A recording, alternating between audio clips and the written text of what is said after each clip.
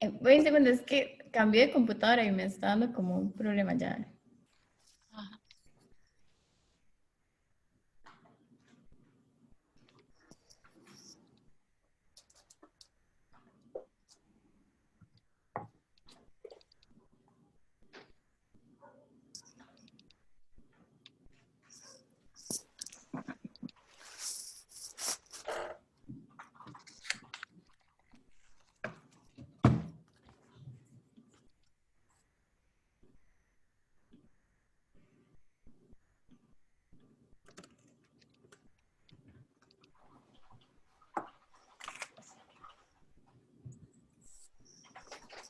Ahí no se ve.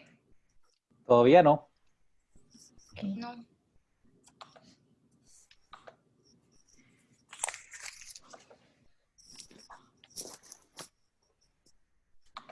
Todavía no. Debe estar como el chiquito de kinder. Todavía no. Voy a ver si lo voy a quitar y lo voy a volver a poner.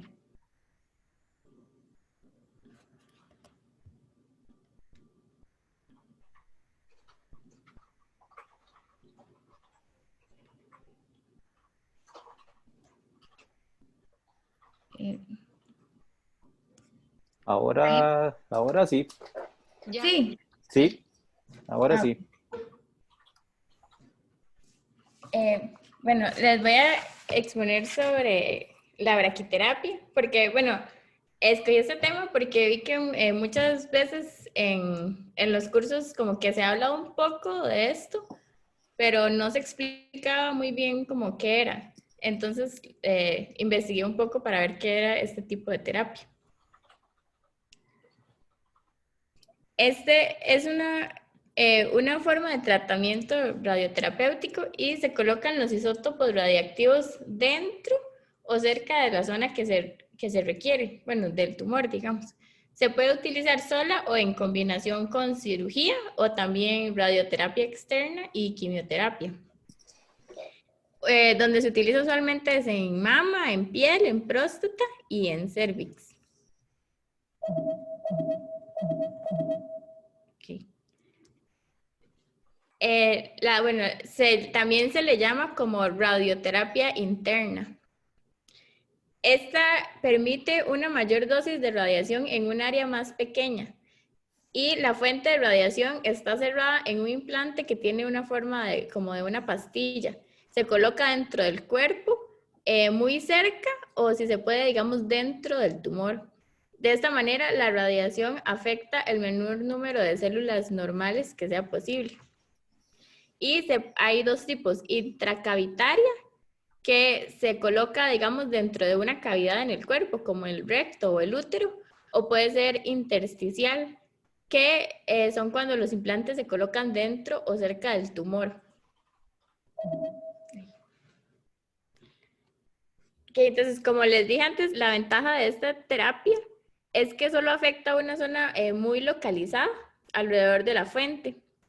Entonces, la exposición de los tejidos sanos es reducida y permite intervalos de tiempo más cortos entre las sesiones, lo que reduce la probabilidad de de la proliferación de las células cancerosas. Y además, los pacientes entonces tienen que hacer menos visitas al centro médico. Entonces, ¿cómo se colocan los implantes?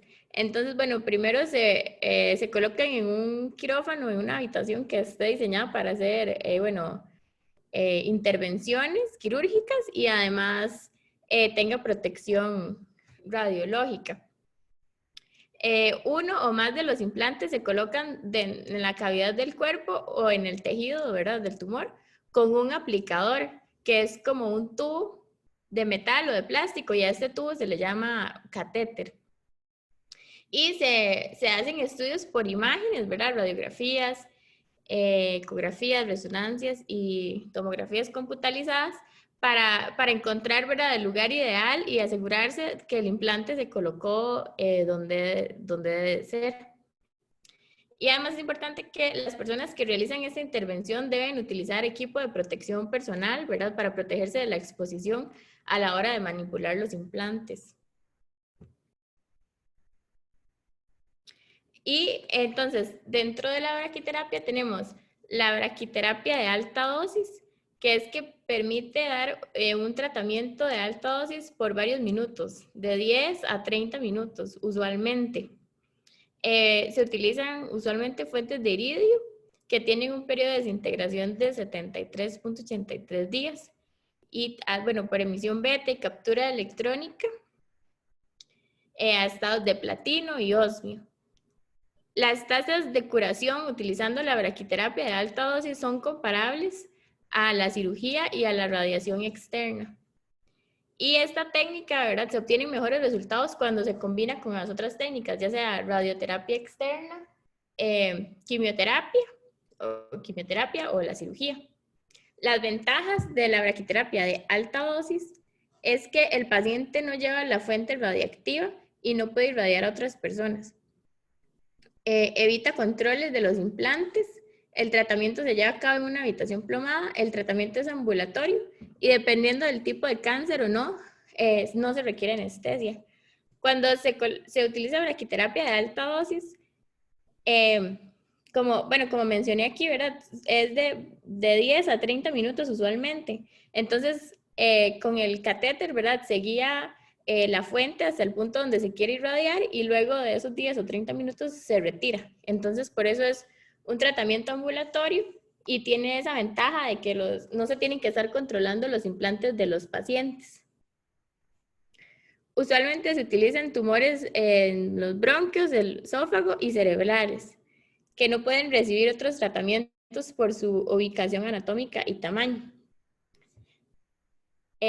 También se utiliza en enfermedades benignas que no admiten otros medios terapéuticos, como los adenomas de la hipófisis, que es, que se hace una proliferación de células en la hipófisis y esto hace que el paciente tenga problemas de la vista. Fístulas arteriovenosas cerebrales. Esto, ¿verdad? No es el cerebro, pero encontré esa imagen que era como de la forma en que yo lo logré ver mejor. La fístula es como se hace una conexión entre la arteria y la vena, como se ve acá. Puede ser en diferentes partes del cuerpo. En esta ocasión aquí están hablando del cerebro, pero utilicé esta imagen como para explicarlo mejor. Y también hemangiomas, que son tumores benignos de los vasos sanguíneos. Y también se utiliza como complemento de la radioterapia externa para el cáncer de mama. Ahora, eso fue la radioterapia de alta dosis. Como les había mencionado, se daba durante 10 o 30 minutos y luego se retiraba. Pero por otra parte está la braquiterapia de baja dosis. En esta se colocan los implantes. Entonces, la dosis de radiación es más baja y es por un tiempo, pero es por un tiempo prolongado porque el paciente se lleva el implante puesto, digamos. Existen implantes que se dejan colocados varios días y luego se retiran. Y hay otro tipo de implantes que se llaman implantes semillas, que estos se colocan en el tumor, ¿verdad? Pero esos no se extraen, se dejan en el cuerpo. Y bueno, aquí se menciona que tienen el tamaño como de un grano de arroz.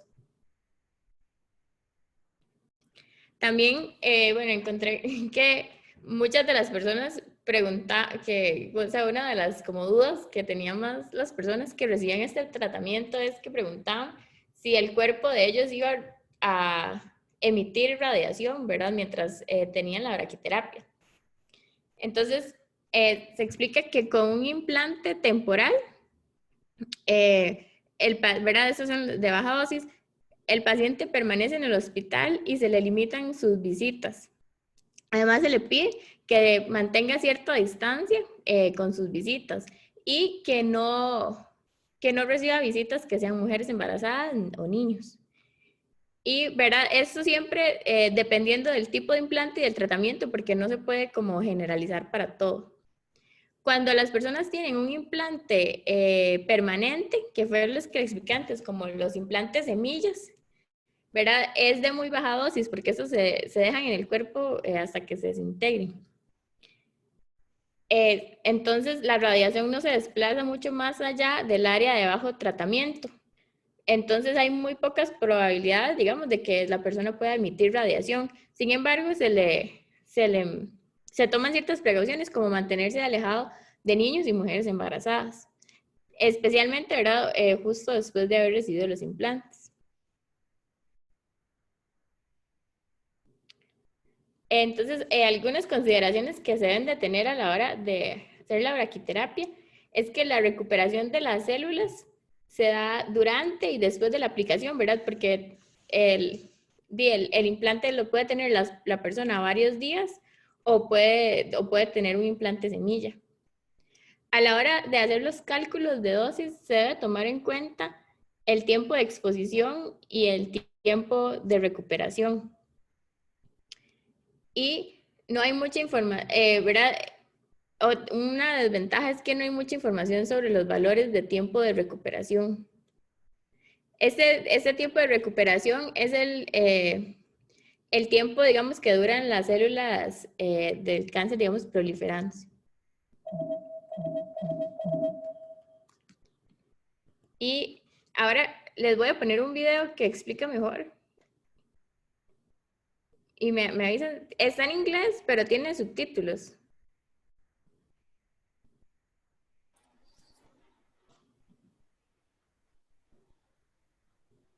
If you have certain types of cancer, your doctor may recommend brachytherapy, also called internal radiation. Natalia. ¿Pero?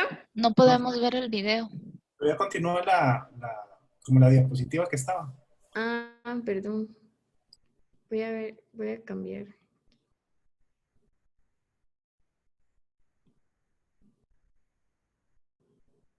Okay. Ahí.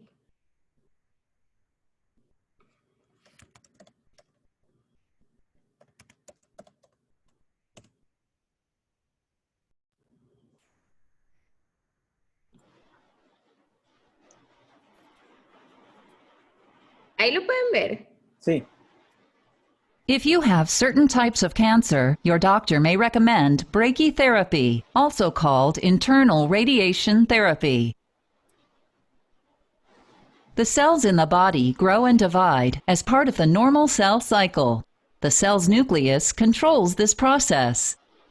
Inside each nucleus, genetic material called DNA contains the instructions for directing this process.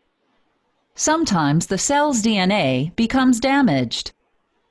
Normally, the DNA responds by either repairing itself or instructing the cell to die. In cancer, however, the parts of the cell's DNA that direct cell division become damaged. Damage to these sections prevents DNA from repairing itself or instructing the cell to die. Instead, the unrepaired DNA causes the cell to grow and divide uncontrollably into more damaged cells called cancer cells. A tumor forms as the cancer cells multiply and displace the normal cells. Brachytherapy treats cancer in the following organs: the breasts, the digestive system organs, such as the esophagus, and the bile duct underneath your liver, the female reproductive system organs, such as the uterus, cervix, and vagina, the prostate gland in men, the rectum, the skin, the head and neck area, and the lungs. Brachytherapy is a cancer treatment where radioactive material is placed near the cancer. Depending on your procedure, radioactive wires, ribbons, or pellets called seeds are placed directly into or near your cancer tumor. The radiation from the brachytherapy kills cancer cells by inflicting overwhelming damage to their DNA. The tumor shrinks as the cells stop dividing and die. The two main types of brachytherapy are temporary and permanent. If you have temporary brachytherapy, your doctor will insert a delivery device, such as a bronchoscope, to get as close to the cancer as possible. Temporary brachytherapy is usually a high-dose source of radioactive material that will treat your cancer for several minutes. Once the treatment time is over, the radiation source will be removed. If you have permanent brachytherapy, your doctor will implant radioactive seeds that will stay in your body and emit a low dose of continuous radiation. The seeds will get weaker over time and gradually stop emitting radiation. Brachytherapy may be used along with external beam radiation therapy or other cancer treatments. However, the advantages of brachytherapy over external beam radiation include a higher, more targeted dose of radiation in a shorter period of time, and less exposure of nearby normal tissue to radiation.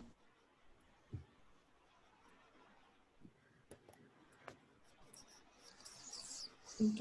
Y ahora les voy a enseñar un pedacito de este otro video que como que explica bien, bueno, se ve bien cuando hacen la braquiterapia, digamos, temporal.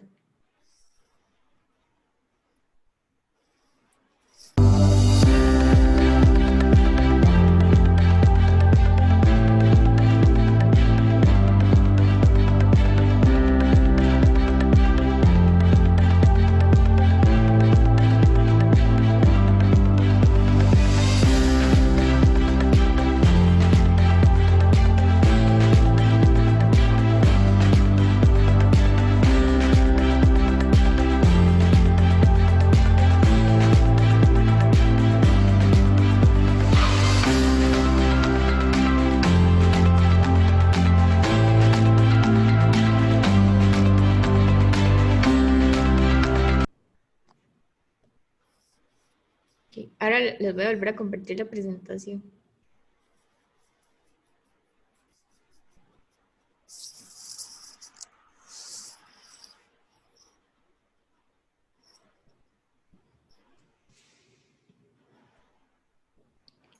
¿Pueden ver la presentación? Sí. Okay. Sí. Y bueno, ya esta es la última parte. Bueno, lo último. Es cuáles son las tareas del físico médico sobre, sobre la braquiterapia, ¿verdad? Entonces, bueno, yo consulté, no pude consultar con un físico médico, pero consulté con un imagenólogo. Y entonces él me dijo que los físicos médicos, al menos digamos en la caja, bueno, ese es del Hospital México, ¿verdad? Tienen que estar siempre muy pendientes digamos, del tipo de fuente y del decaimiento de la fuente para planificar, porque, bueno, o sea, como la persona va a llevar el implante, eso es muy importante, ¿verdad? Y además también una responsabilidad muy grande del físico médico, bueno, aparte de esto, es que él es el que aprueba la planificación. Entonces, si hay algún error, o sea, él, bueno, ese es el responsable. Y además, tiene que hacer los controles de calidad del equipo que se va a utilizar. Muchas gracias. Muchas gracias, Natalia. ¿Alguna pregunta para Natalia?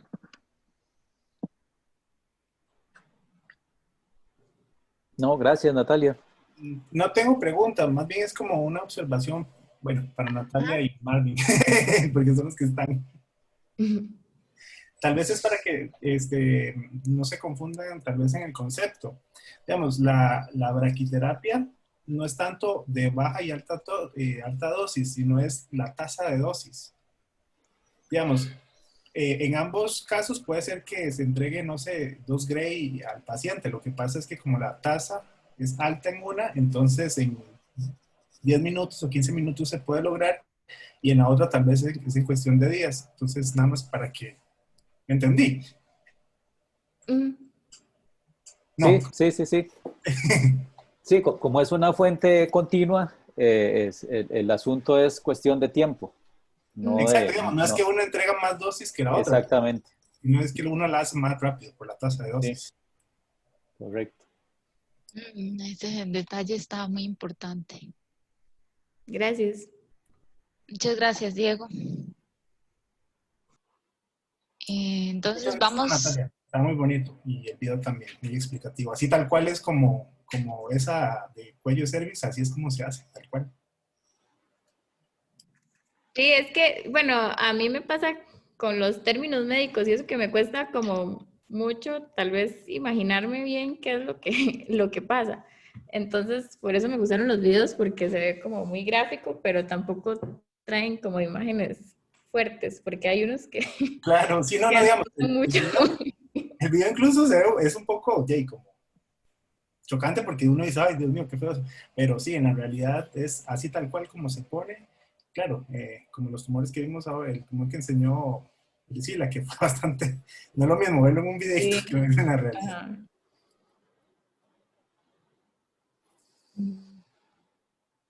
sí. Bueno, entonces le vamos a poner todos un aplauso a Natalia. Aquí. Muchas gracias, Natalia. Muy bien. No encuentro los Gracias. aplausos. Bueno, un aplauso, Nati.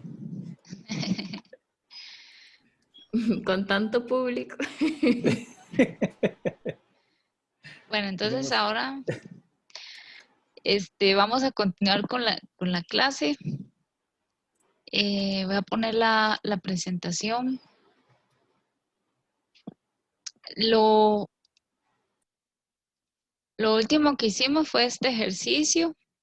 Ahora estamos estudiando la actividad del padre y del hijo, cuando el hijo vivía muchísimo más tiempo que el padre y ellos alcanzaban rápidamente el equilibrio transitorio, que era que las tasas de decaimiento bajaban a la misma velocidad. Ese fue el ejercicio. Entonces, ahora vamos a pasar a estudiar la cosecha de productos radiactivos. Entonces, esto es importante porque para las técnicas terapéuticas y de diagnóstico es importante remover a los hijos de su padre de larga vida, porque el padre continúa produciendo más hijos, pero los hijos son los que tienen, digamos, importancia para importancia médica. Entonces, para remover a los hijos se deben remover cuando la actividad del hijo es máxima en el tiempo TM. Entonces, se deben remover en periodos de tiempo múltiplos del tiempo en que el hijo alcanza su máxima actividad. Si se espera más tiempo, no es conveniente porque la actividad del hijo empieza a declinar, así como la actividad del padre. Entonces, recordamos que la actividad del hijo en cualquier tiempo está dado por esta fórmula, que es la constante de decaimiento del padre parcial con respecto al fenómeno de decaimiento que produce este hijo por el número inicial de partículas entre la constante de decaimiento del hijo menos la constante de decaimiento del hijo menos la constante de decaimiento total del padre entre estos exponenciales que dependen del tiempo. Entonces, para remover estos productos radiactivos para cualquier terapia, se deben remover en este tiempo, el tiempo en que el hijo alcanza su máxima actividad. Entonces, vamos a suponer que esta es la actividad inicial del padre, lambda 1 por N10, y en un tiempo T0, y el hijo es removido completamente después de un tiempo T1. Entonces, la actividad del hijo que puede removerse en un tiempo adicional T2 sería igual como la misma fórmula de antes, excepto que aquí está el número, como el número de átomos del padre, pero ha disminuido por este factor E menos lambda T1, que es el tiempo en el que fue removido, digamos, el hijo, y luego siguió pasando el tiempo para luego removerse en un tiempo T2. Entonces, la ecuación toma esta forma. Ahora, si solo se produce un hijo, entonces esta sería lambda 1 y supongamos que T1 es igual a 0 y T2 es igual a T. Entonces vamos a tomar como el tiempo, nuevamente el tiempo T1 como el tiempo en el que se va a remover, en que se removió por primera vez una cosecha de hijos. Y luego el tiempo T es el tiempo en el que se quiere remover la siguiente vez. Entonces, la ecuación esta que está aquí toma esta forma, ¿verdad? Aquí, aquí se puede multiplicar este factor, esto por esto. Y va a quedar la ecuación de esta manera. Así se expresa, entonces, la actividad del hijo a partir de un tiempo en el que ya fue cosechado por primera vez. Entonces, como una cosa importante que hay que recalcar de esto es que el hijo debe ser removido en ese tiempo máximo, que ya sabemos cómo calcularlo, en ese momento exacto. ¿Alguna pregunta hasta aquí? No, no. Ok. Bueno, entonces vamos a ver la radioactivación por reacciones nucleares. Algunos núcleos son estables y no decaen, pero cuando son bombardeados por neutrones o por otras partículas alfa o bueno, cualquier otra cosa, entonces, o fotones de alta energía, se transforman en especies que pueden decaer, que son inestables y son radiactivos. Entonces, dicen que los neutrones térmicos son eficaces para este propósito. Primero que todo porque no tienen carga, entonces no son atraídos ni repelidos por las fuerzas de Coulomb y son fácilmente capturados por muchos núcleos. Entonces, si NT es el número de átomos blanco presentes en la muestra para ser activados, vemos que tenemos un blanco, el que vamos a activar para que decaiga en otras especies. Entonces, tenemos la masa de esa sustancia, del blanco, lo multiplicamos por el número de Avogadro y lo dividimos entre la masa molar, en gramos por mol, la de la tabla periódica. Y así calculamos realmente el número de átomos que tenemos en ese blanco que pueden ser activados, o sea, el número total de átomos que tiene esa cantidad de ese material. M es la masa. La densidad de partículas o el flujo de partículas está dado en, bueno, esta es una cantidad que varía con el tiempo, es como la tasa de fluencia. Tiene unidades de centímetros a la menos 1, segundos a la menos 1, entre centímetros a la menos 2. Y la sección eficaz es también como la probabilidad de que ocurra, digamos, esa interacción entre las partículas, los neutrones o los fotones y el blanco, ¿verdad? La sección eficaz está como sigma y tiene unidades de centímetro cuadrado por átomo. Hay diferentes formas de calcularla o a veces está en las tablas, ¿verdad? Nosotros vimos bastantes fórmulas para calcular esta sección eficaz. Entonces, la tasa inicial de producción de átomos activados va a ser igual a la afluencia multiplicada por el número de partículas totales que tiene el blanco por a la tasa de fluencia, perdón, a esta densidad de flujo de las partículas por la sección eficaz, que tiene que ver con la probabilidad de que ocurra la interacción. Entonces, esta tasa inicial de producción son como decir el número de núcleos por segundo, ¿verdad? Que se están produciendo.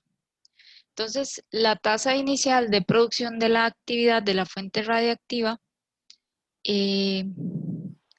sea, la tasa inicial de la actividad, como la actividad en función del tiempo, va a ser este número de núcleos que tenemos, que ya ahora son radiactivos, multiplicados por lambda, que es la constante de caimiento de la nueva especie, ¿verdad? Del átomo que ha sido excitado o se ha vuelto inestable y que ahora va a decaer.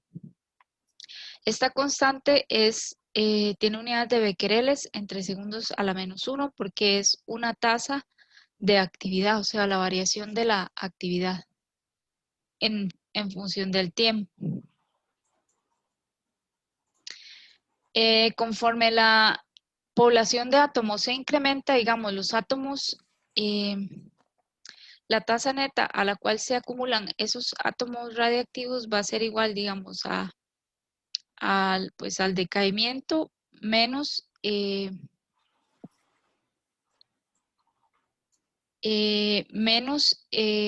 la tasa de, perdón, la producción menos la tasa de decaimiento. Estos son los átomos que se producen y estos los átomos que van decayendo.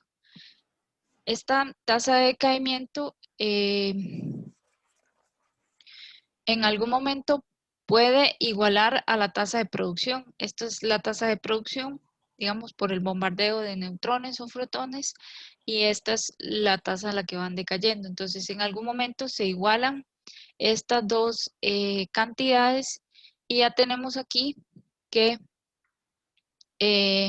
este es el nivel de equilibrio y por eso aquí hay una E, en el cual la tasa de decaimiento es igual a la tasa de producción. Y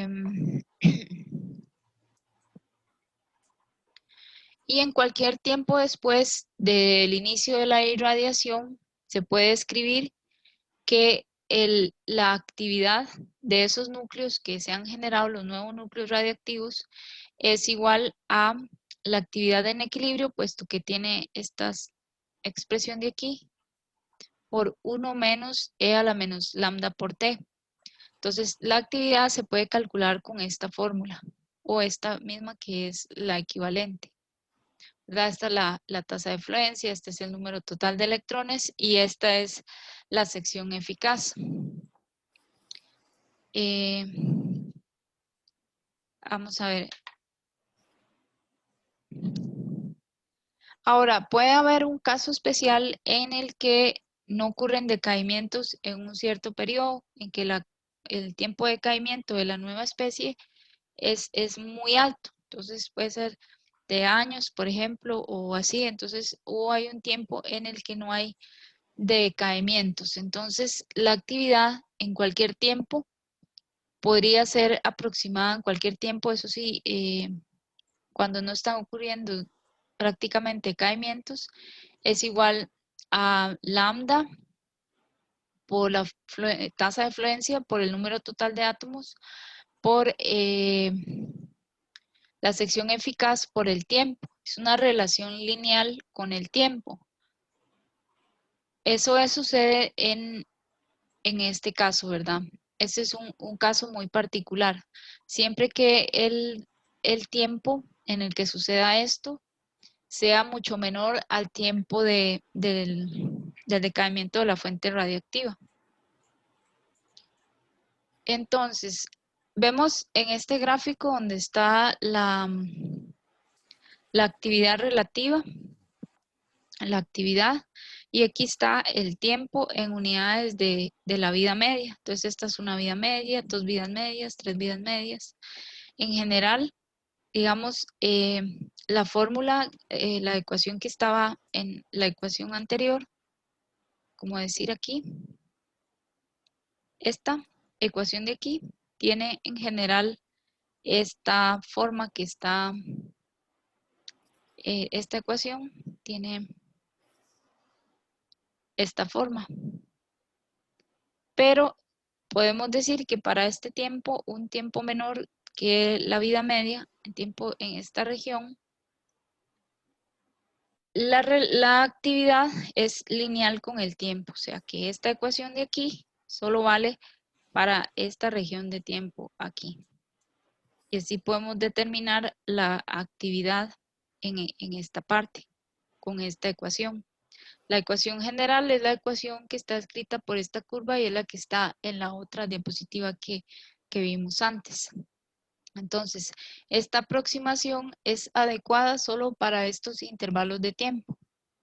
Si ustedes lo ven aquí, ya después las curvas del equilibrio y la curva normal, pues se separan bastante significativamente. Entonces, esta es la actividad en el equilibrio. Y esto se puede expresar de la siguiente forma, digamos, como la afluencia por el número total de partículas por la sección eficaz. Y esto es igual a 1 sobre lambda entre la variación de la actividad con el tiempo inicialmente. Esto solo se cumple en el equilibrio. Esta condición es solo para el equilibrio, donde tau es la vida media. Ahora tenemos una característica o una variable muy importante que se llama constante de tasa de exposición, que vamos a aprender cómo se calcula una de estas constantes, no exactamente esta constante de tasa de exposición. Esta constante se expresa con esta letra, que es la letra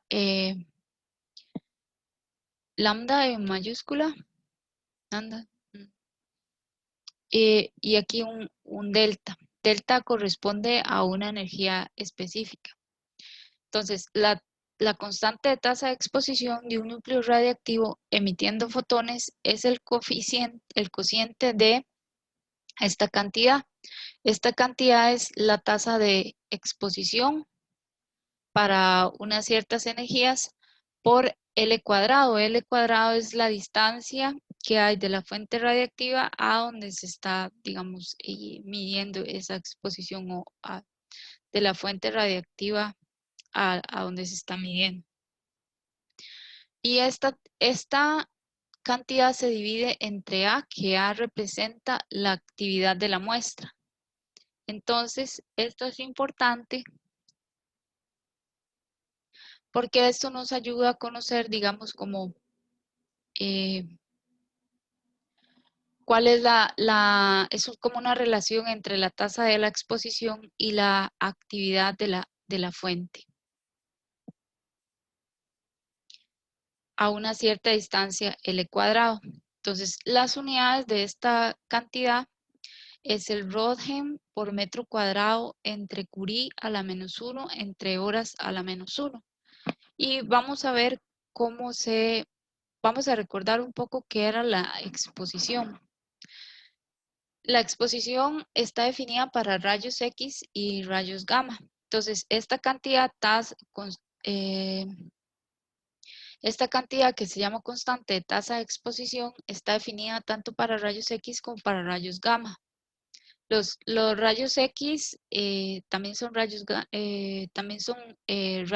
de alta energía, ¿verdad? Y esto está definido para ambos casos. Entonces, la exposición es como la carga producida por unidad de masa por esa clase de radiación. Entonces, la unidad es el coulombio sobre kilogramo, que es la unidad del sistema internacional. Pero se usa el Röntgen, que es un Röntgen, es 2.58 por 10 a la -4 colombios sobre kilogramo. Y la conversión de un colombio sobre kilogramo a Röntgen es el 3876 ranging. Entonces recordamos que era la exposición, ¿verdad? Era como la carga total producida por los iones en el aire por la unidad de masa de ese aire. Hay una relación de esta exposición con la afluencia de energía. Se puede calcular, aquí tenemos la afluencia de energía, que es el número que es la energía por el número de partículas de determinada energía por la energía entre el área. Y esta afluencia se multiplica por el coeficiente de absorción de masa y energía en metros cuadrados por kilogramo y se multiplica por la constante, que es como la cantidad de energía necesaria para producir un ion en aire, que tiene un valor de 33,97 julios sobre colombios. Entonces, esta parte de aquí, la afluencia y el coeficiente de absorción de masa y energía, que generalmente están en unas tablas, se pueden definir como el kerma en el aire. Entonces, la exposición se puede también escribir como el kerma entre 33,97. Más que en estas unidades, el kerma de colisión está en julios sobre kilogramo y estas unidades del inverso de esta constante son colombios entre julio. Entonces, en esta fórmula, la exposición tiene unidades de colombios sobre kilogramo. Entonces ya vimos que era la exposición, que es esta cantidad que nos va a ayudar a definir esta constante de tasa de exposición. Esta está definida tanto para rayos X como para rayos gamma. La tasa de exposición es el cambio de la exposición en el tiempo y tiene unidades de colombios entre kilogramo por segundo o ranging entre segundos. No sé si se acordaban de la tasa de exposición, ¿lo recordaban un poco de hace tiempo? Sí. Ah, bueno, muy bien. Entonces, esta constante de tasa de exposición, la letra es gamma, perdón, le dije, ¿verdad? Es la letra gamma, esta mayúscula. Sí. Gamma, ya recordé. Gamma toma en cuenta los rayos gamma, los rayos X característicos y el bremsstrahlung. Todo eso está incluido en esta constante. Establece también el límite más bajo de la energía en kiloelectronvoltios, por debajo de la cual los fotones son ignorados. Entonces, tenemos, por ejemplo, esta constante, bueno. Una pregunta. No, sí. Esa letra no es la delta. La chiquitita es la delta y la grande es la gamma mayúscula. Ah, ok. La chiquitita es la delta minúscula y la grande es la gamma mayúscula. Es que antes dije lambda, pero no, es delta. Ok, gracias. Es gamma. Ahora, esta tablita que está aquí es una tablita no para la constante de la tasa de exposición, porque dice que a veces no están esos datos. Pero tenemos una constante que se llama constante específica para rayos gamma y es específica para rayos gamma sin tomar en cuenta los rayos X. Esa constante es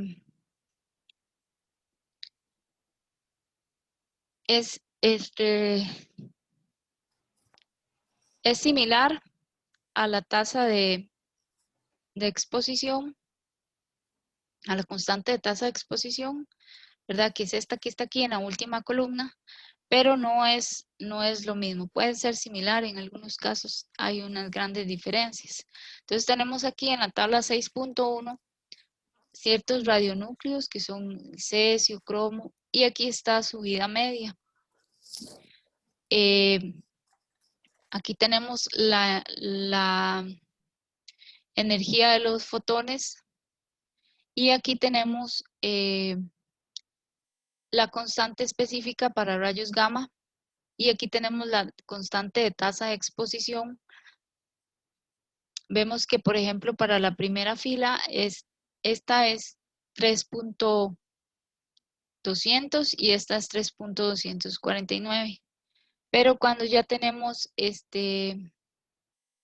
por ejemplo, en este caso, en el caso del yodo 125, la constante específica de rayos gamma que se simboliza solo con la letra, esta letra, pues viene siendo 0,04194 y aquí, en este caso, la constante de tasa de exposición es 1.315. Entonces ya aquí empieza como a haber una diferencia. Ambas son similares y se calculan de la misma forma, pero una involucra también el efecto de los rayos X y el bremsstrahlung. En general, siempre hay mucha más información de la constante específica de los rayos gamma que de la constante de tasa de exposición. Vamos a ver cómo se calcula la constante de la tasa específica de los rayos gamma. Entonces vamos a calcular esa constante, pues que tiene la misma forma de calcularse de la constante de tasa de exposición. Entonces tenemos la tasa de fluencia, que es el número de partículas por unidad de área por unidad de tiempo, en metros a la -2 por segundos a la -1. Esa es la densidad de la fluencia. Y a una distancia L en el vacío, una fuente puntual de rayos gamma tiene una actividad A en Curie. Entonces hay una fuente que está emitiendo rayos gamma. Cada vez que decae un núcleo, pues emite un rayo gamma con fotones de una sola energía, E sub I, y esa fluencia está dada por esta relación. Vamos, ¿qué es la actividad? La actividad son las desintegraciones por segundo por K, que es un valor, ahorita les explico, dividido entre el área, ¿verdad? Entonces, si ustedes ven, este tiene unidades de fluencia, ¿verdad? Que es el área de una esfera en la cual son emitidas todos esos fotones son emitidos en cualquier dirección, por eso se divide entre el área de una esfera. Estos son los metros cuadrados. Y luego la actividad, que está en segundos a la -1, desintegraciones por segundo. Pero recuerden que la actividad para la fórmula que nosotros usamos está en Curie. Por eso es que se multiplica por 3.7 por 10 a la 10. Es como la conversión de Curie a becquereles para que esto que está aquí tenga las unidades correctas, ¿verdad? De metros a la -2, segundos a la -1. Ajá, fotones entre segundo por metro al cuadrado. Si dividimos 3.7 por 10 a la 10 entre 4pi, nos da 2.944 por 10 a la 9 por la A por la K entre L al cuadrado. Y K sub I es el número de fotones de energía sub I emitidos por cada desintegración. Entonces, en cada desintegración se pueden emitir cierto número de fotones con cierta energía. Entonces, va a ser, si se emite un solo fotón con una energía sub I, pues 1.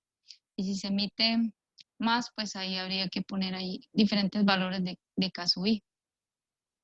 Ahora vamos a hacer un ejemplo y entonces va a quedar un poco mejor explicado.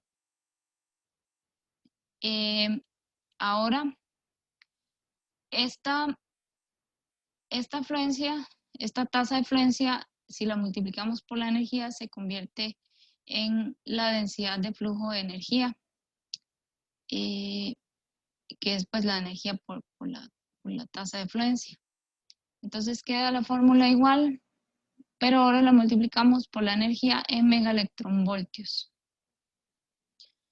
Y ya nos quedan las unidades de este flujo de energía, de la densidad de flujo de energía, megaelectronvoltios entre segundos por metro al cuadrado. Siempre y cuando la energía esté en megaelectronvoltios. Ahora se pueden hacer las conversiones, y se hacen las conversiones para que si multiplicamos por 1.000.000 para pasar a electronvoltios y luego por 1.6 por 10 a la menos 19, pues nos va a dar la misma fórmula, solo que con otro factor diferente para que esté en julios entre segundos por metro al cuadrado. Y tenemos que la tasa de exposición va a ser como esta constante por el coeficiente de absorción de masa y energía. Entonces, en este caso, por la densidad de flujo de energía, ¿verdad? Todo esto está en forma diferenciado con respecto al tiempo. Antes lo vimos cuando estamos como recordando, lo vimos sin este diferencial, aquí ni aquí. Entonces,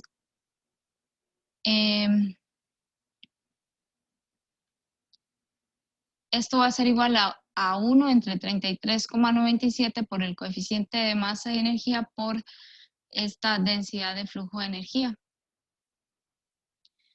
Que ya calculamos aquí, que es esta que tenemos aquí. Entonces ahora introducimos esto aquí y vamos a obtener que la tasa de exposición para los rayos gamma, ¿verdad? Solo para los rayos gamma, tiene este valor 1 por 33,97 por el coeficiente por esta densidad de flujo de energía, y esto lo integramos desde 1 hasta n porque pueden haber diferentes tipos de diferentes emisiones de rayos gamma. Entonces, al final, la ecuación de la tasa de exposición para los rayos gamma nos va a quedar con este valor. Si dividimos esto entre 33,97 nos da 1.389 por 10 a la menos 5. Por el área, por la actividad en Curies, entre la distancia al cuadrado. Por por esta suma de este factor, por la energía, por el coeficiente de masa y absorción de masa y energía. Y esto nos va a dar en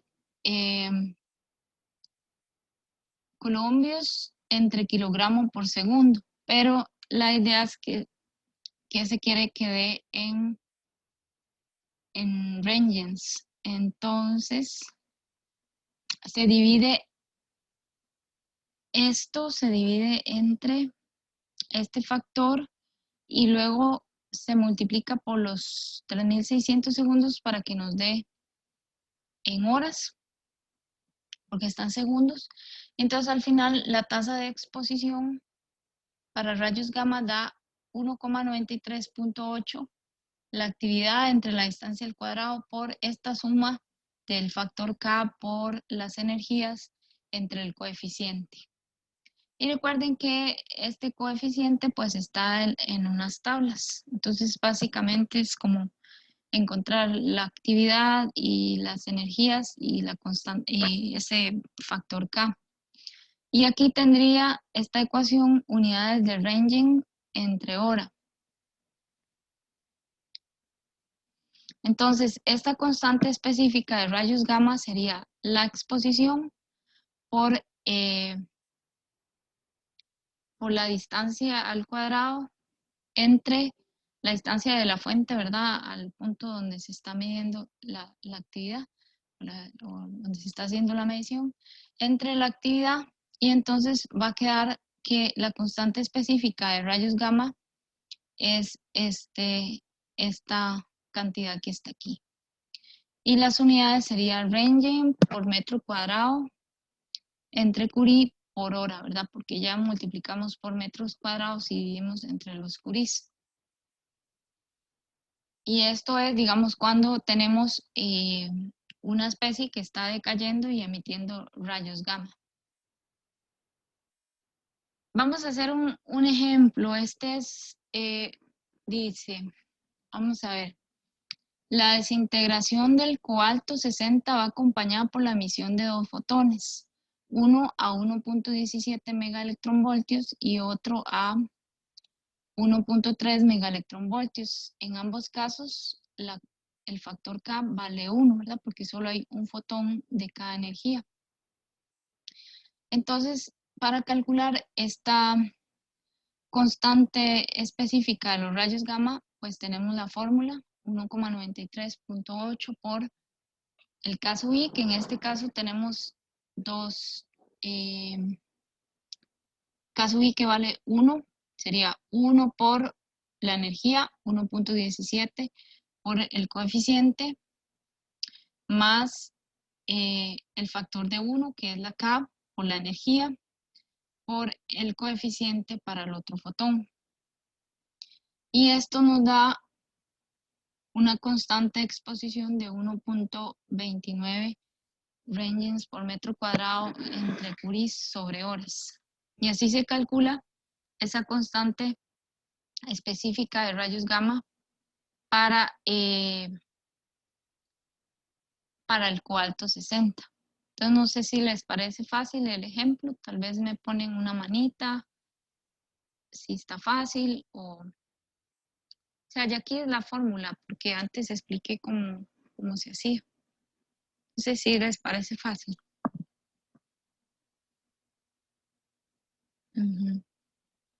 Marvin, sí, Natalia también. Bueno, aquí usamos directamente la fórmula, ¿verdad? Ya antes yo expliqué como de dónde salió toda la fórmula, qué significaba y así, ¿verdad? Pero en general uno después solo utiliza la fórmula final.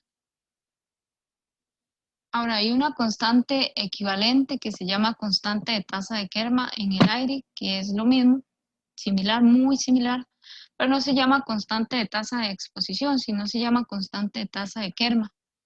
Y que en vez de la exposición se pone aquí la tasa de Kerma, que se expresa con esta letra, la letra gamma y la K de Kerma. Y esta parece que es utilizada para caracterizar fuentes de braquiterapia, para cálculos de blindajes. Este sí es un parámetro muy importante. En este caso, cuando se calcula esta tasa de Kerma, se utiliza, no es de la demostración, pero debe ser bastante parecido a lo que nosotros hicimos antes. Entonces es igual a 1 sobre 4pi. No más que hay que ver las unidades de esto. Yo creo que son unidades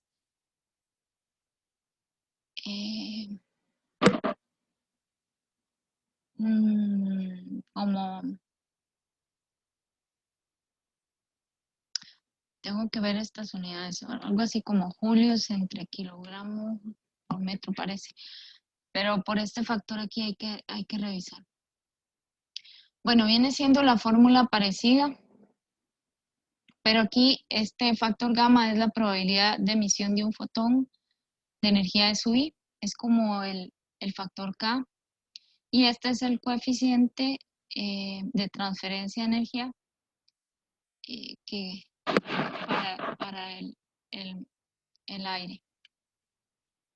Todo esto para energías mayores que un límite de energía que se llama delta, que es donde podemos ignorar, debajo de esa energía se pueden ignorar esos fotones.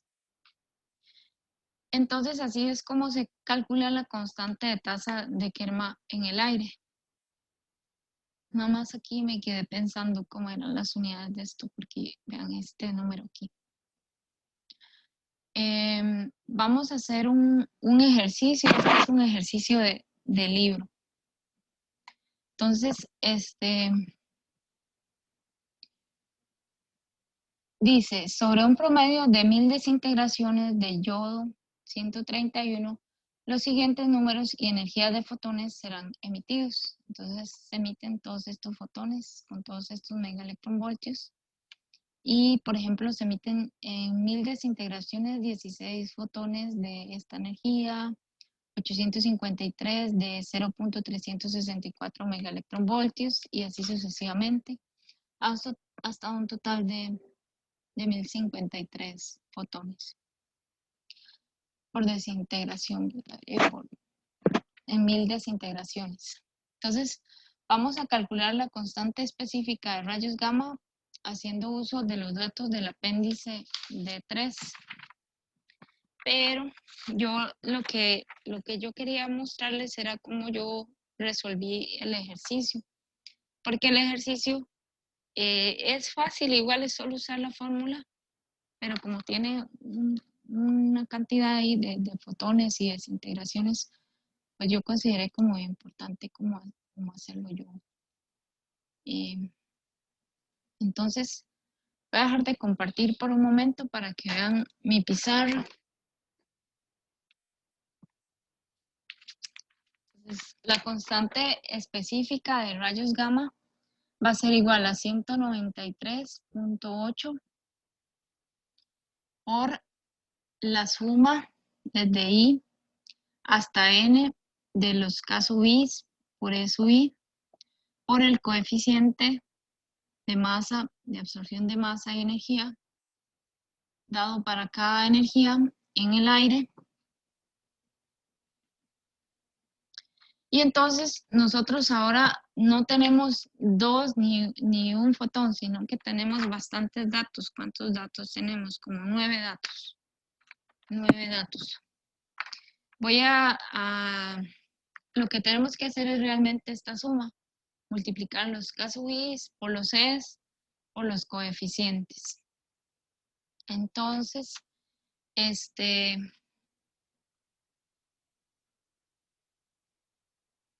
voy a vamos a ver, voy a compartir un momentito.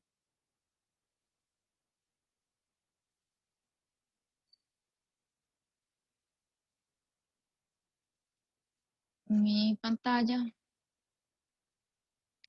Vamos a ver.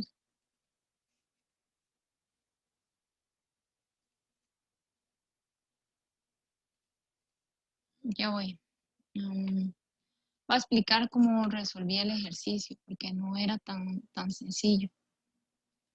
Bueno, sí es sencillo, pero sería como importante. Entonces, en el apéndice, me equivoqué apéndice, no sé si lo pueden ver aquí. Este es el apéndice de 3 y vienen la energía del fotón y vienen los coeficientes. El coeficiente de masa y energía que ocupamos es el de la cuarta columna. El primero es la energía y luego está el que vamos a ocupar es el de la tercera columna.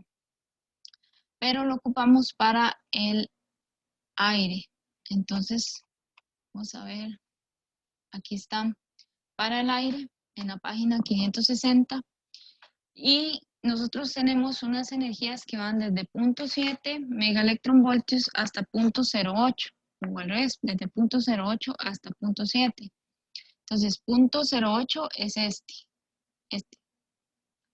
Y 0.7 pues no está, sino que está 0.8 por aquí. Entonces, yo cogí los datos desde 0.8 hasta 0.7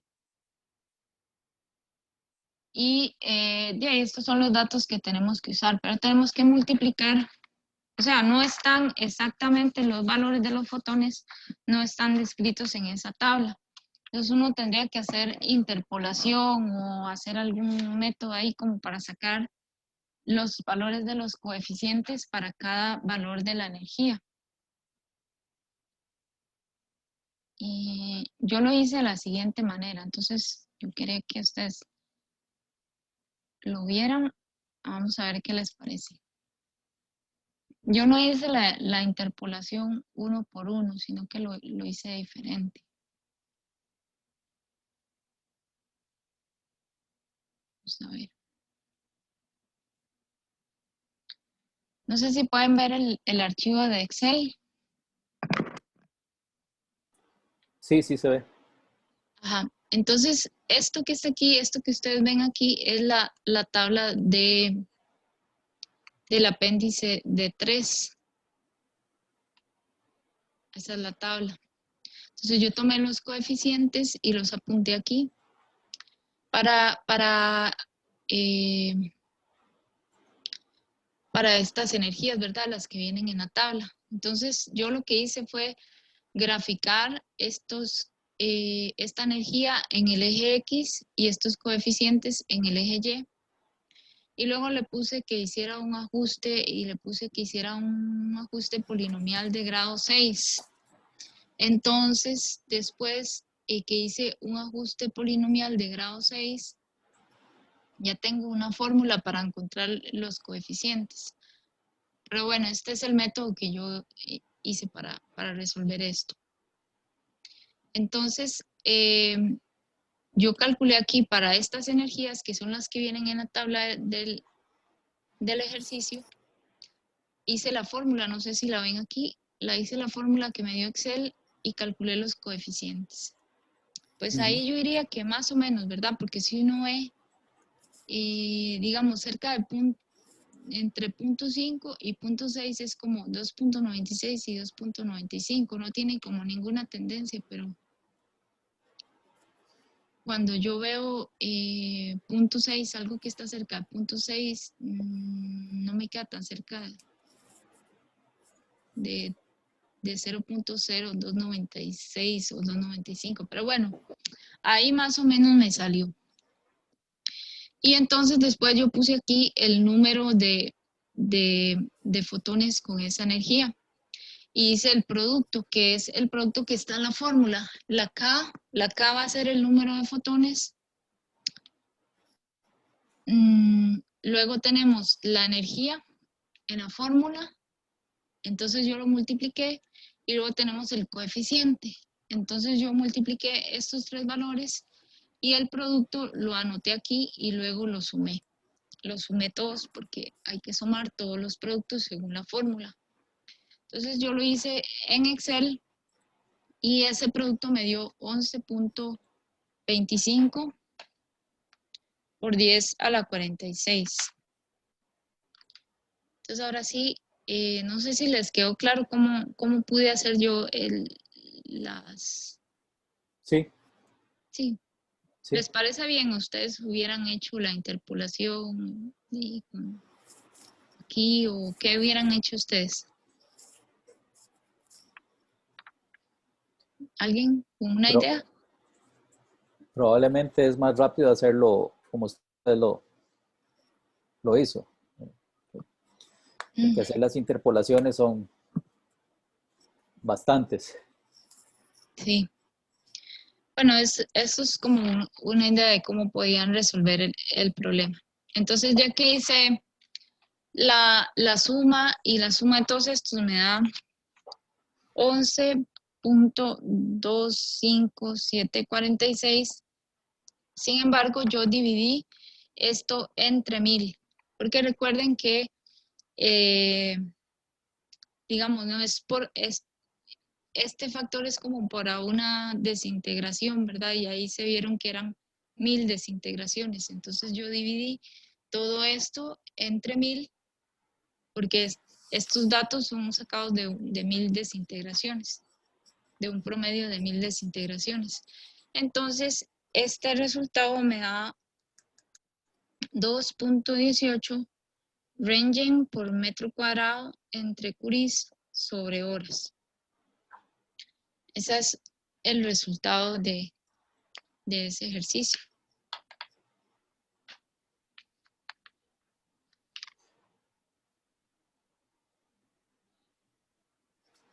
No sé si entendieron, ¿tienen alguna pregunta?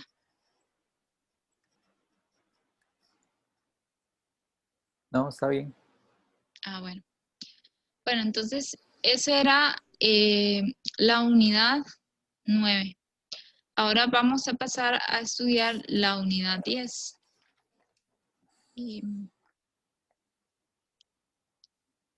Profe, ¿Sí? una pregunta. Digamos, si un problema como así en el examen, ¿usted nos da los datos o tendríamos que sacarlos? De ahí depende, o sea, yo creo que habría que dárselos porque depende del tipo de ejercicio. Si es un ejercicio como de desarrollo, tal vez sí podría uno buscarlos, pero si es marque con X, no tiene uno como mucho tiempo para resolverlo, ¿verdad? Entonces, habría que buscarlo ahí. Habría que ver, digamos, o sea, si es de marque con X hay que dar los datos, pero si no, habría que ir al apéndice y buscar y todo eso.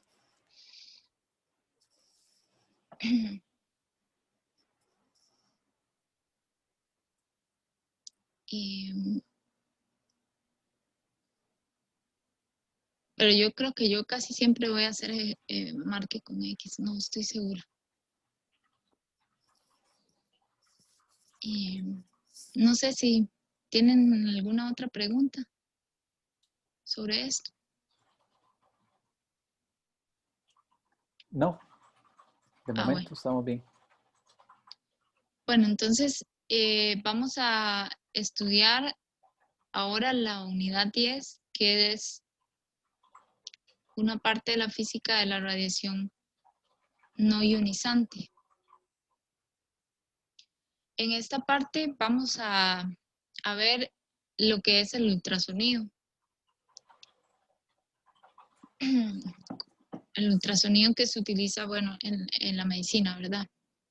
Entonces, las radiaciones no ionizantes son radiaciones de baja energía, en general del espectro electromagnético, que tienen baja energía, que no son capaces de ionizar moléculas. El ultrasonido no forma parte del espectro electromagnético, pero es un tipo de radiación, es una vibración, no sé necesariamente si se puede decir radiación, bueno, es un tipo de ondas, pero otro tipo de ondas que no son como la luz. La luz tiene otras propiedades. Estas son ondas de sonido. Entonces vamos a estudiar los principios físicos y las propiedades físicas del ultrasonido y luego algunos aspectos interesantes, digamos, de cómo funcionan los aparatos de ultrasonido.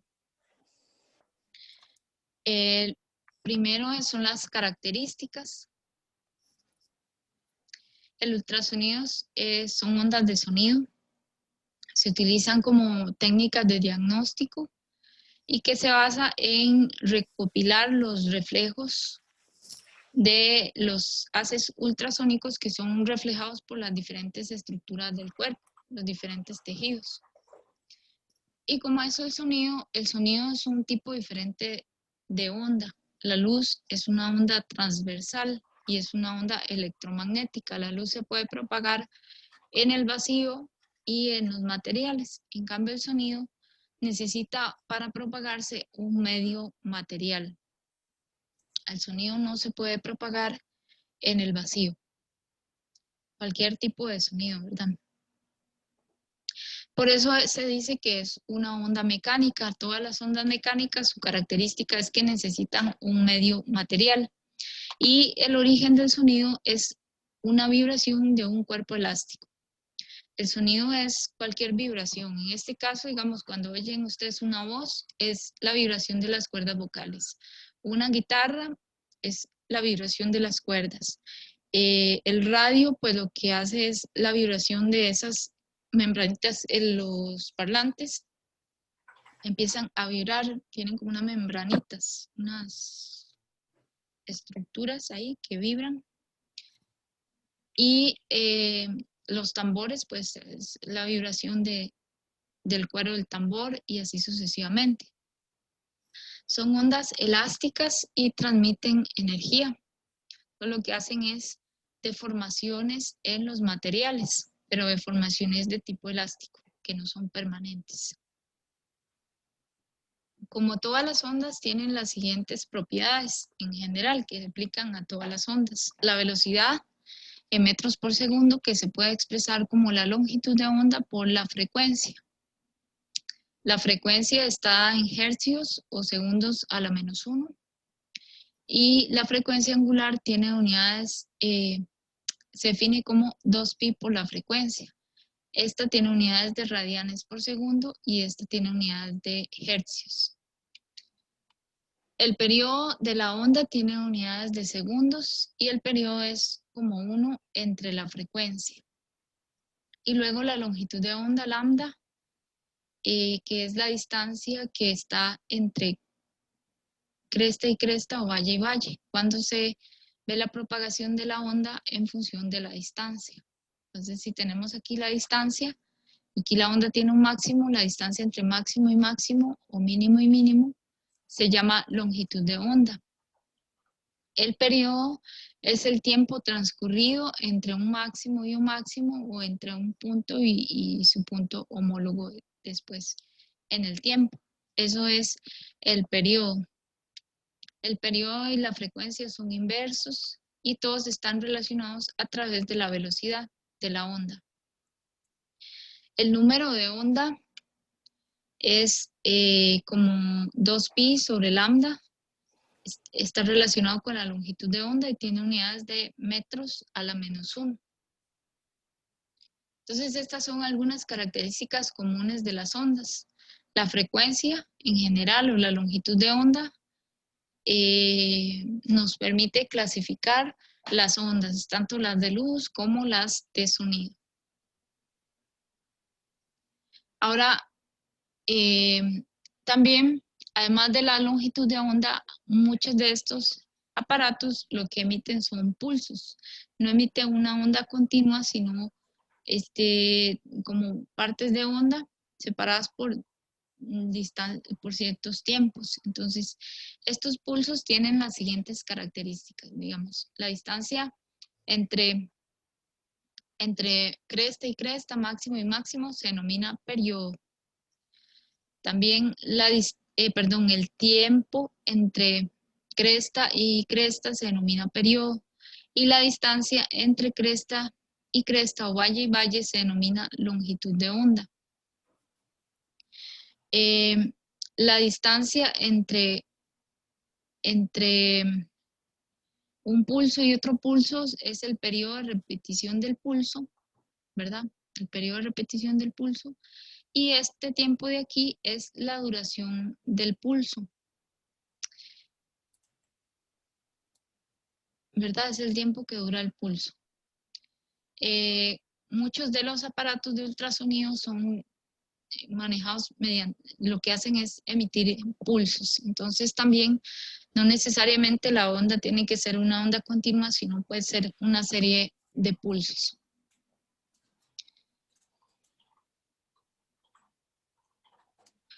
Ahora, las ondas de sonido. En las ondas de sonido en sí, todas las ondas de sonido de cualquier tipo son variaciones de la densidad. Cuando se mueve una membrana, por ejemplo, esta membrana que está aquí, que puede ser la membrana de un tambor o el tímpano de un oído, bueno, no, el tímpano no emite sonido, más bien lo recibe. Cualquier membrana que se mueva lo que hace es empujar el aire. Entonces, esta membrana aquí empuja el aire y aquí se forma un máximo de densidad. Luego, cuando se retira la membrana, aquí, en este punto, por ejemplo, donde estaba la membrana, se va a formar un mínimo y a la par un máximo. Y eso se va a ir propagando, porque como estas ondas de sonido se propagan en un medio, entonces una onda, o sea, una vibración empuja las moléculas y estas moléculas de aquí empujan a las que están a la par. Entonces, la vibración, al empujar estas moléculas para acá, aquí producen lo que se llama una rarefacción del aire o del medio. O sea que hay menos densidad aquí por haber empujado las moléculas hacia allá. Y estos cambios de densidad son los que producen el sonido y se propagan en la misma dirección de la onda. O sea, las moléculas son empujadas hacia allá o hacia allá, y la onda se propaga en esa misma dirección. Por eso se llama onda longitudinal, en la que el movimiento de las partículas, es el mismo, en la misma dirección que el movimiento de la onda, ¿verdad? Hay otro tipo de ondas como la luz, que son ondas transversales, que el movimiento de las partículas o de la perturbación es perpendicular, como una ola en un estadio, que la gente se mueve para arriba y para abajo, pero la ola se mueve hacia allá, a lo largo de las graderías del estadio. Esa es una onda transversal, como la luz. Pero esta propiedad de que el sonido sea una onda longitudinal, le da la propiedad de poderse propagar en los sólidos, en los líquidos y en los gases. Hay ondas mecánicas transversales que, por ser transversales, no se pueden propagar ni en gases ni en líquidos, ¿verdad? Porque recuerden que es como que las moléculas se van empujando, entonces las moléculas tienen que estar como cerca unas de otras o estar relativamente unidas con cierta fuerza para que se puedan empujar y presionar unas contra otras. Entonces, estas diferencias de densidad, digamos aquí donde hay menos partículas y aquí donde hay más, es lo que se llama, se pueden asociar con diferencias de presión. Entre más densidad, mayor presión. Entonces, las ondas de sonido se reconocen como diferencias de presión con respecto a la presión atmosférica. Y esas diferencias de presión se van propagando con la misma frecuencia que los movimientos de las partículas que están en el aire o en el medio en el que se propaga la onda.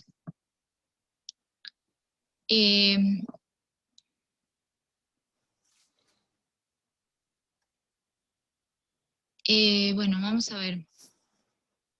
Entonces, ¿van entendiendo esto de las ondas de sonido? Sí. Sí.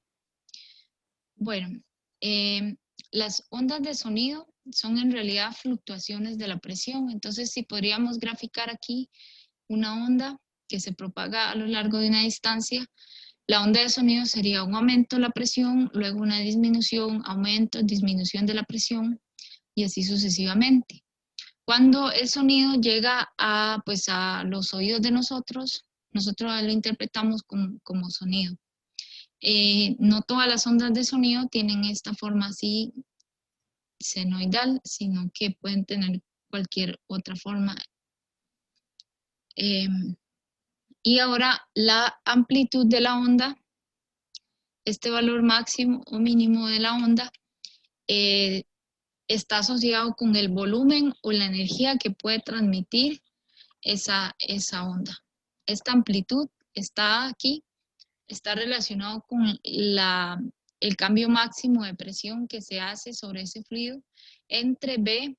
B es el módulo de volumen, que es que está relacionado con la capacidad de formar un cuerpo, ¿verdad? En el caso de que se propague en la capacidad que se tiene de formar ese medio, un volumen de esa sustancia. ¿Por qué? Porque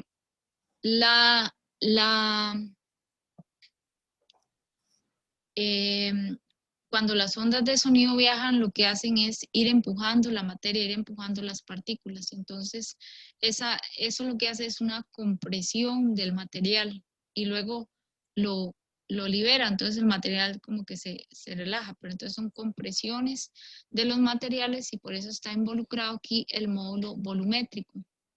Y esta acá es el número de onda, ¿verdad? Entonces, tiene que ver la amplitud o el volumen de la onda sonora, tiene que ver con la presión, tiene que ver con el módulo volumétrico, que es la elasticidad del material donde se propaga la onda, y tiene que ver con las características de la onda misma, que es su longitud de onda, ¿verdad? 2pi sobre lambda es el número de onda. Entonces vean que la onda de presión esta tiene una amplitud y esta parte se asocia con la energía o el volumen que tiene esa onda de sonido. Ahora, el oído humano es solo sensible a ciertas frecuencias. No todas las ondas de sonido se pueden escuchar, así como no todas las ondas de luz se pueden ver, ¿verdad? Esas frecuencias son de 20 a 20.000 hercios y este se llama la gama audible. También hay otros sonidos que son ondas de frecuencias mayores a 20.000 hercios, que son las ultrasónicas, que ya no las podemos percibir, y las que son menores, que son infrasónicas. Entonces, lo que representan son desplazamientos de las moléculas en los materiales, desplazamientos reales. Cuando una onda de sonido entra en el oído, lo que hace es poner a vibrar estos huesos, el tímpano, que es la membrana que vibra, y este le transfiere la energía como por un sistema multiplicador de presiones, utilizando la ley de Pascal, multiplica las presiones que llegan hasta los huesitos del oído medio y luego a la cóclea. Y aquí adentro, como hay un fluido, el sonido se propaga más en el fluido, pues aquí se perturban como unos pelitos y esos pelitos transmiten transmiten impulsos nerviosos al cerebro que interpreta esa información como sonidos. Bueno, esto es solo para el rango audible. A nosotros nos interesa simplemente la región del ultrasonido que no es audible para los humanos.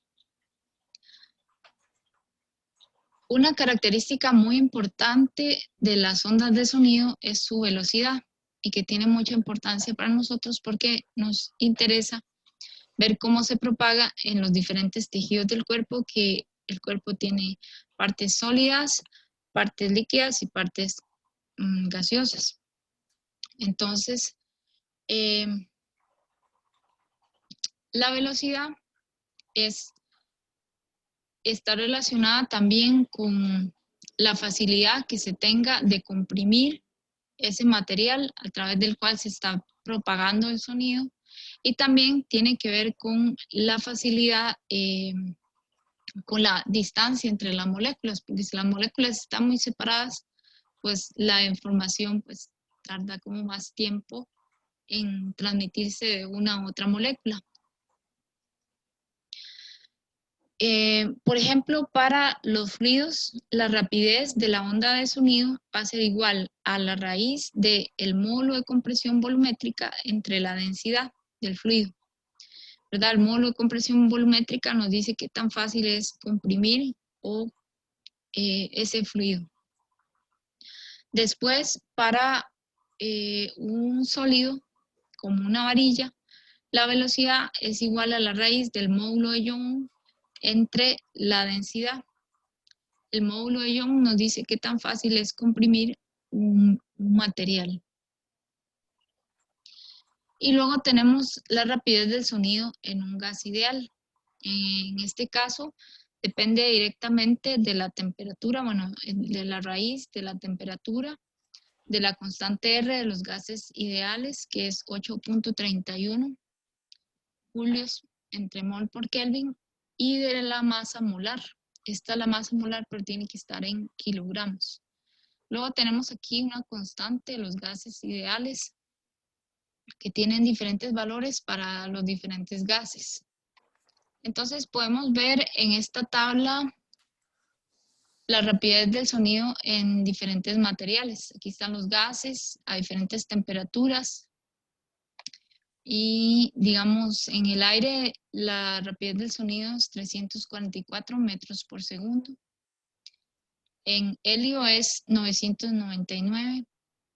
Por eso es que las personas que inhalan helio hablan diferente, ¿verdad? Porque al ser la velocidad diferente, cambia la frecuencia de la onda que emiten las cuerdas vocales y se oye a una frecuencia distinta.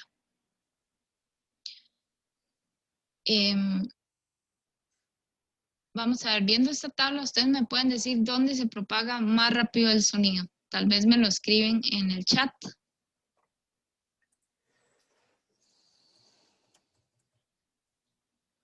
En el sólido, en el líquido o en el gaseoso.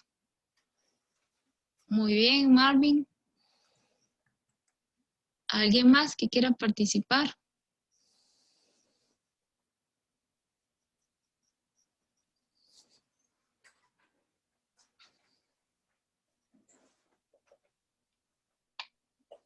Gracias, Natalia. En un sólido también. Ajá. En el sólido es donde se propagan con mayor velocidad, ¿verdad? Y pues en el aluminio se propaga a 6.420 metros. Gracias, Luis. En el agua se propaga como a 1.543 metros y así sucesivamente. Entonces, este parámetro es importante, por ejemplo, para el cuerpo humano, conocer la velocidad del sonido en los diferentes medios. Más adelante, bueno, aquí está la tabla de la velocidad de los sonidos en los tejidos. Le estoy llamando muy tarde.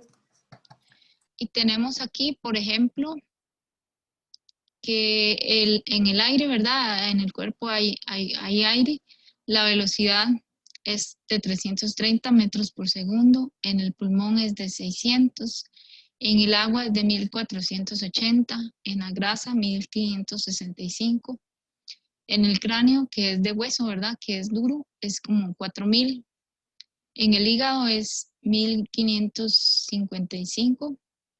En los músculos 1.600 y en la sangre, que es líquida, pues 1.560. Hay un valor promedio para todos estos, para el cuerpo, que es 1.540 metros por segundo. Por ahí después vamos a ver este número de nuevo, este valor medio. Otra característica importante de las ondas sonoras es el sonido, la intensidad del sonido. Es una forma en la que se escribe cuánta energía se transporta por unidad de área. En este caso podemos relacionarla con la presión al cuadrado entre 2 veces la densidad por la velocidad de la onda en ese material. O sea, la intensidad de la onda, la energía que transporta va a cambiar dependiendo de las propiedades del medio, tanto por el hecho de la velocidad como por el hecho de la densidad. Esto se puede expresar también de la siguiente forma, que es como 2 por la raíz de la densidad por el módulo volumétrico. Entonces, las propiedades elásticas y la estructura interna del material, ¿verdad? Si es una densidad muy alta o una densidad muy baja. La presión máxima está por el aparato, porque es como un parámetro que el aparato ya sale con una energía, con una capacidad. Y esta parte de aquí, pues depende del material. También hay otras fórmulas para la intensidad luminosa. Hay una escala que se llama la escala de los decibeles, porque nosotros escuchamos en escala logarítmica. Digamos, como no escuchamos un sonido con intensidad 10, pues lo escuchamos, y escuchamos uno con intensidad 10.000, lo escuchamos solo 4 veces más fuerte, ¿ven? Vamos en escala logarítmica. Es como nosotros percibimos los sonidos. La intensidad física es la intensidad real de la energía de la onda, pero el decibel es una escala como de percepción, de tal forma que un decibel o 10 decibeles son como un sonido muy tenue, como un murmullo, y luego 120 decibeles es como cuando, como el sonido de un avión cuando pasa cerca de uno. Eso es especialmente como es una escala para los humanos que se hace para la protección del sistema auditivo, los decibeles. ¿verdad? Físicamente la energía de la onda está por estas ecuaciones. Pero nosotros la percibimos de otra manera. Ahora, otro efecto importante que sufren las ondas de sonido es el efecto Doppler, que es cuando la fuente de sonido y el receptor están en movimiento relativo. Entonces, la frecuencia del sonido oído por el receptor no es el mismo que emite la fuente. Que la fuente emita una frecuencia determinada, el receptor lo escucha diferente o lo recibe en forma diferente debido al movimiento, ya sea el movimiento del receptor o el movimiento de la fuente. Y estas frecuencias están dadas por esta ecuación. Imaginémonos que F sub L es la frecuencia que recibe el receptor y F sub S es la frecuencia que emite la fuente. La emite normalmente en reposo o en movimiento, siempre emite una frecuencia determinada, digamos que está fija. Ahora, V sub L va a ser la velocidad del receptor. Podemos decir que el receptor se mueve, podemos decir que la fuente se mueve con una velocidad V sub S y la onda misma tiene una velocidad. Entonces, la velocidad de la onda más la velocidad del receptor entre la velocidad de la onda más la velocidad de la fuente por F sub S nos da la frecuencia percibida por el receptor. Ahora esta fórmula tiene una convención de signos. Si la fuente se aleja, la velocidad de la fuente es positiva. Y si la fuente se acerca, la velocidad de la fuente es tomada como negativa. A veces el receptor está en reposo, entonces muchas veces este término V sub L es 0. Y lo que sucede es que el tren de onda se comprime cuando la velocidad de la fuente va en la misma dirección de propagación de la onda. Y del otro lado, el tren de onda ¿cómo se dice? Se hace más grande, se separa cuando la velocidad de la onda va en dirección contraria a la dirección de la fuente. La onda va para allá y la fuente va para allá, pero aquí la fuente va para allá y la onda también va en la misma dirección. Es una onda esférica que se propaga así. Entonces, este observador aquí escucha una alta frecuencia y este observador que está de este otro lado escucha una baja frecuencia de las ondas. Porque percibe una longitud de onda más grande, entonces la frecuencia es más baja. Y aquí percibe una longitud de onda más pequeña, entonces la frecuencia es más alta porque son inversos. Entonces, estos efectos, todos los efectos que tienen que ver con sonido, forman parte, digamos, de cómo funciona el ultrasonido. Estos ultrasonidos que emiten los aparatos médicos son ondas longitudinales y se originan por la vibración de un cuerpo elástico, que en este caso para estos aparatos es un cristal que tiene una propiedad en sí mismo que se denomina material piezoeléctrico. Ahorita voy a explicar qué es. Y estas ondas se van a propagar en un medio material que son los tejidos corporales. Esta frecuencia que se usan en los ultrasonidos son las frecuencias más altas, ¿verdad? Que el rango audible. Entonces aquí tenemos como el transductor, el aparatito ese, que es el que se pasa sobre la parte de afuera del cuerpo. Y lo que hace es emitir ondas de sonido que hacen que las partículas se muevan.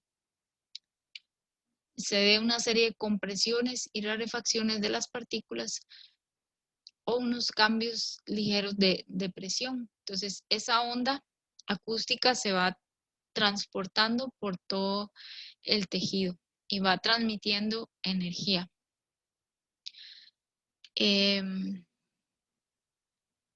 Bueno, y como ya dije, son ondas longitudinales que se propagan en la misma dirección en la que se mueven las partículas. Las partículas se mueven hacia allá y hacia acá y la onda va en esta dirección. Vamos a ver los principios físicos de la ultrasonografía. Las ondas que se utilizan en la imagenología médica tienen frecuencia que oscila entre los 2 y los 60 por 10 a la 6 hercios. Digamos como entre 20 kilohercios y 500 megahercios más o menos. Este es el rango de ultrasonido y el rango médico está aquí en estos extremos. El ultrasonido usa la técnica de pulsos y el cristal se le pone ahí como un voltaje para que vibre y emita un haz de ultrasonido. Este es el aparato que produce las ondas sonoras, que es un transductor. Él es el que produce y también recibe los ecos, ¿verdad? Que luego son pasados a una computadora donde se procesa toda la información.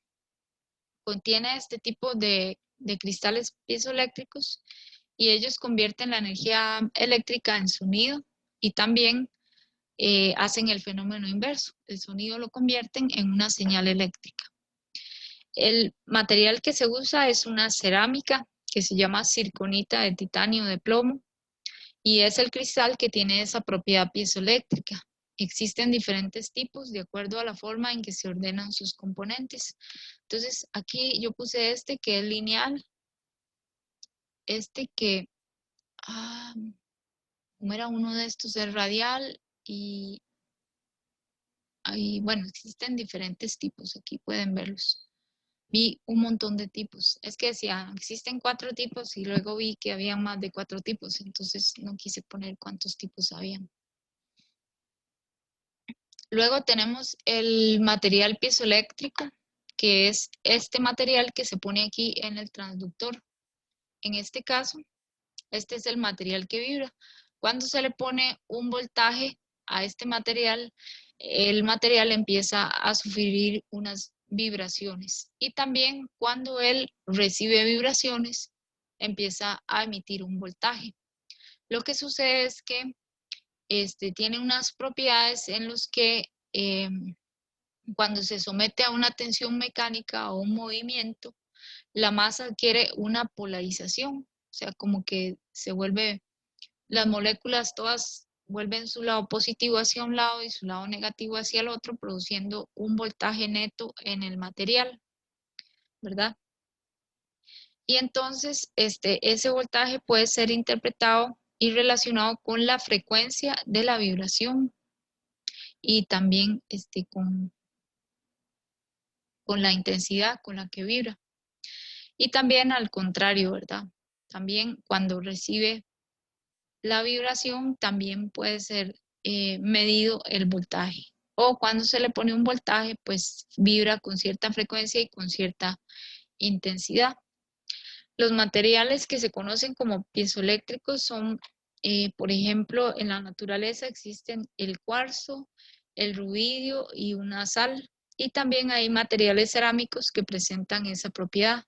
En este caso, estos usan una cerámica, un material cerámico.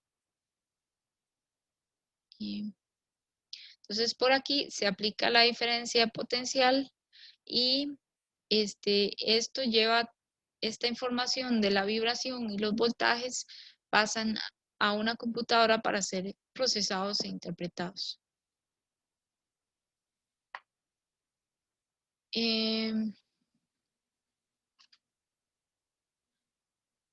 Bueno, vamos a terminar hasta aquí. No sé si tienen alguna duda de esto, del ultrasonido. No por el momento.